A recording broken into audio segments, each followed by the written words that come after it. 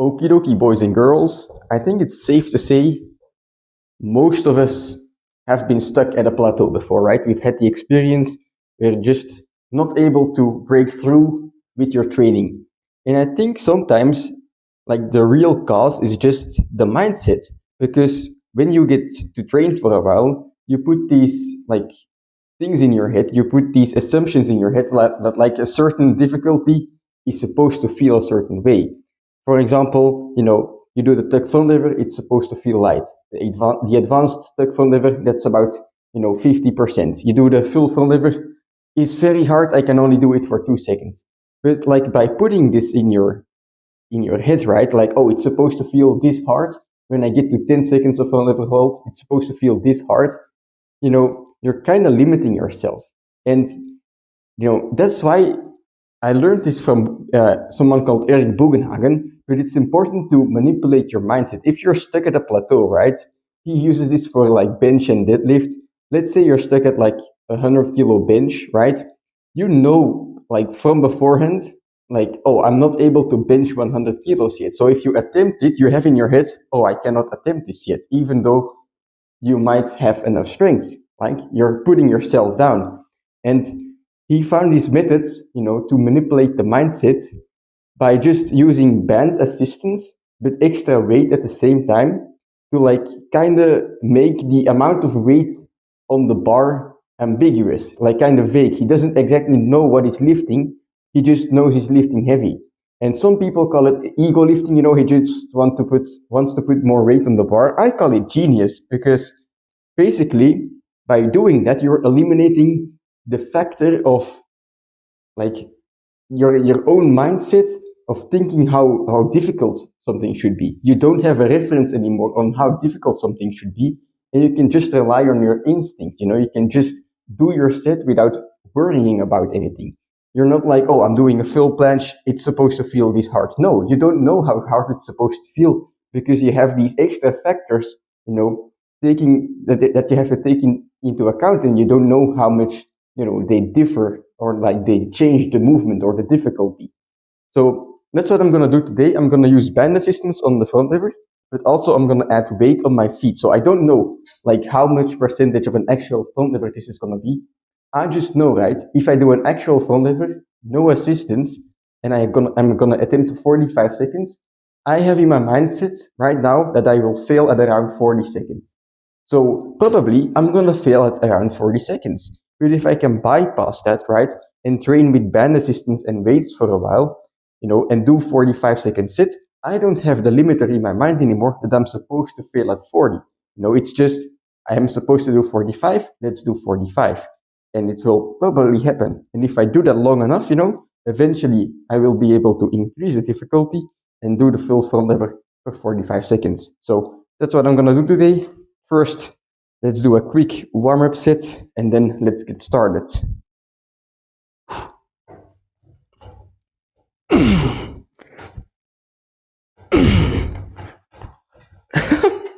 The front lever is feeling very light though. All right, one set of 45 seconds, and then we'll move on to the next exercise.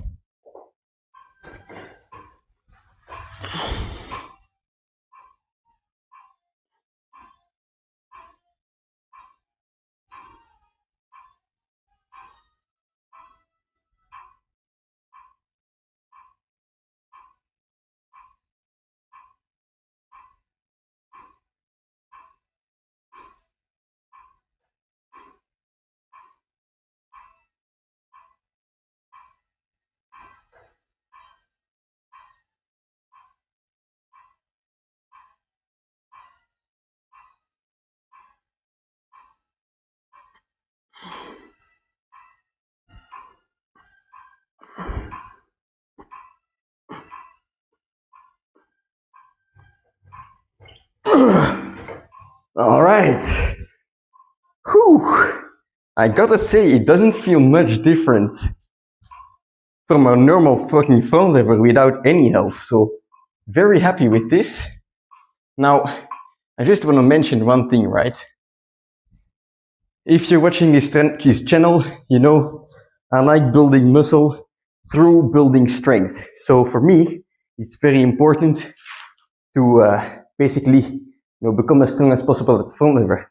And what I see a lot of guys doing when they do the front lever is they try to retract as much as possible. I guess I'm just gonna fucking put the camera a bit higher. They try to retract their shoulder blades as much as possible because retraction is important. And that's right, retraction is important, but there is an optimal range for everything. If you have no retraction in the front lever, guess what? You are not going to be able to activate your lats. But the same thing is true if you retract fully, right? Your shoulder blades are all the way back. You're also not going to be able to basically activate your lats in a proper way. So what you have to do instead is kind of find a middle way where like your shoulders are next to your body, right? So you go about to the middle and then you will like naturally just feel your lats tensing up. And that's the position that you want for front lever because your lats are the strongest muscle that you need, or the biggest muscle that you need to be activated in the front lever. So yeah, that's just a quick little tip. Now what I'm gonna do is rest up a bit because 45-second sets, they take a while to recover from. But then what I'm gonna do is I'm gonna recover and basically do the 2 rounds of 5 sets of EMOM with some front lever holds and presses. I am thinking 12 seconds holds and 2 presses. I don't know how that's gonna go because it's quite, that's quite a lot of holds and presses to do every minute on the minute. But I'm gonna give it a go nonetheless, I'm really liking EMOM nowadays, like every 2 minutes on the minute, to just attain some volume, but also, keeping the long sets on the side, like the combination of both, I think it's working quite well. So, yep, the 2 rounds, let's go.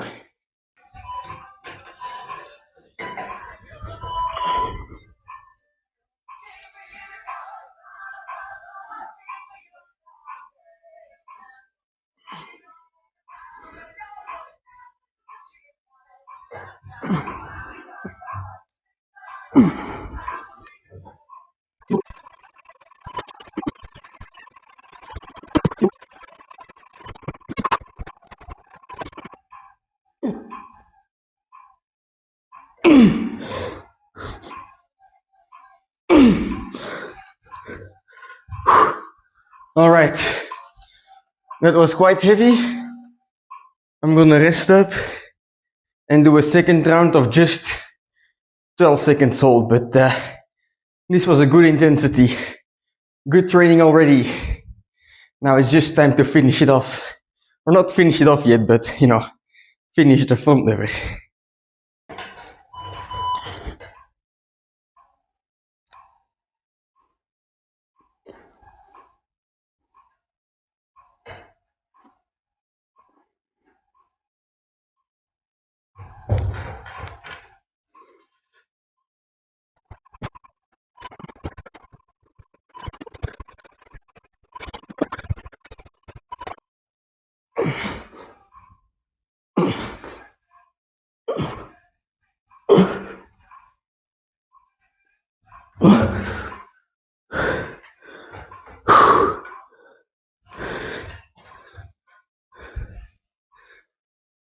Deja vu, I've already been in this place before.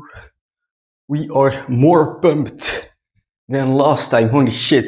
Every time you do these front lever holds and presses, pull-ups, your back is just inflated. So that's it for the front lever training. Now I'm gonna move on to one last set for triceps. Usually, on the hold days for front lever, I start off with some impossible dips. Today I didn't want to do that because I wanted to be fresh for the long set of front lever, and I actually quite like it this way. So what I'm gonna do instead is to just pump my triceps up a little bit. Is a Mike Menzer style 1 set training I'm gonna do some tricep extensions, weighted, go as hard as I can in a single set, then remove the weight and basically repeat in kind of a drop set fashion, you know? So squeezing everything I have out of my triceps in this one set to basically get some activation, you know? The triceps are also being used in the front lever, especially, or I guess mostly in the straight arm position, because you're pushing down. It's not only your lats, it's also your tricep being activated. So doing a bit of accessory work there will not hurt. But at the same time, you know, I want to keep my body fresh to keep training front lever. So one set, and basically the Mike Mincer philosophy is that, you know, you do one set all out and then basically stop your training. You only, his whole philosophy was that you only need one set per body part every few days to make them grow, right? Bodybuilding is more about recovering than it is about beating the muscle down, because, you know, in order to get a muscle bigger, you need to allow it to recover in the first place. So that's what we're going to apply today. And yeah, that's going to be a good final set.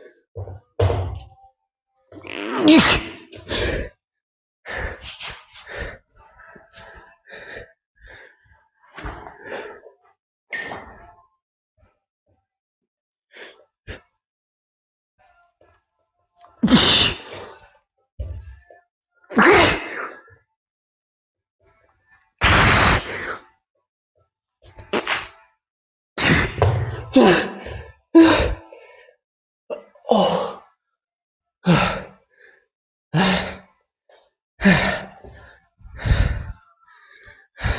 All right, triceps are cooked.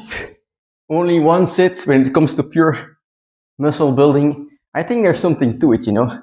Do the least amount of sets possible, but with the highest intensity, and then just focus all of your other time on recovery.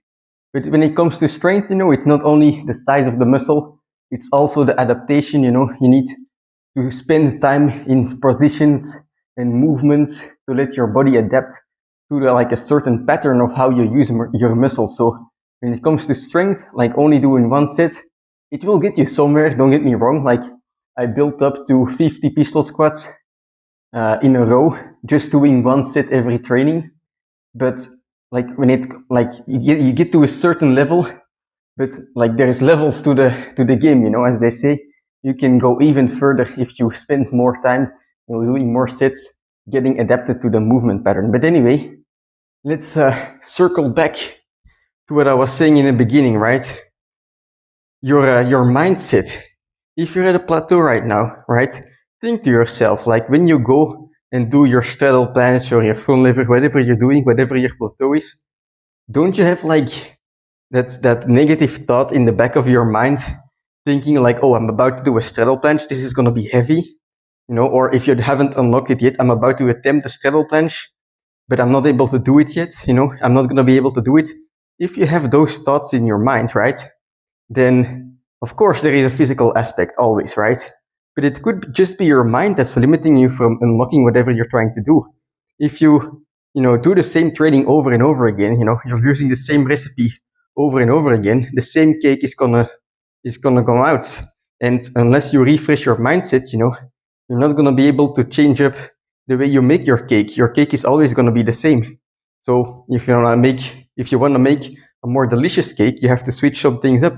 And that's where, you know, manipulating the mindset with, you know, bands, with adding weight, whatever, right? Everything you can do to kind of get out of your head, right? To not be limited by the regular difficulties that you're used to, to just surprise your body, confuse the muscle, as Arnold Schwarzenegger would say, right?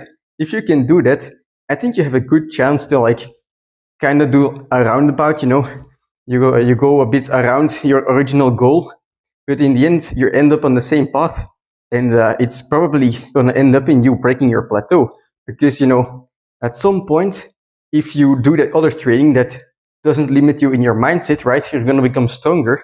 And when you come back to the original training, because you have that strength, even if you are limited by your mindset, your physicality alone will be enough to carry you through your plateau. Your physicality enough will be, or your physicality alone will be enough, to get your first saddle planche, to get your front lever to like, let's say 10 seconds, right? And, when you can, like I said, manipulate the mindset to get stronger and then get back to the original movement, that's where you break through. And that's where you also like refresh your mindset on the normal stuff that you're always doing, right? Like you are able to do it. And, you're just taking those limits away. So that's it for today's training. Very satisfied. And now I'm going to have some breakfast, a shower, and see you tomorrow for leg day. Tomorrow, tomorrow we have the second 1 rep max attempt.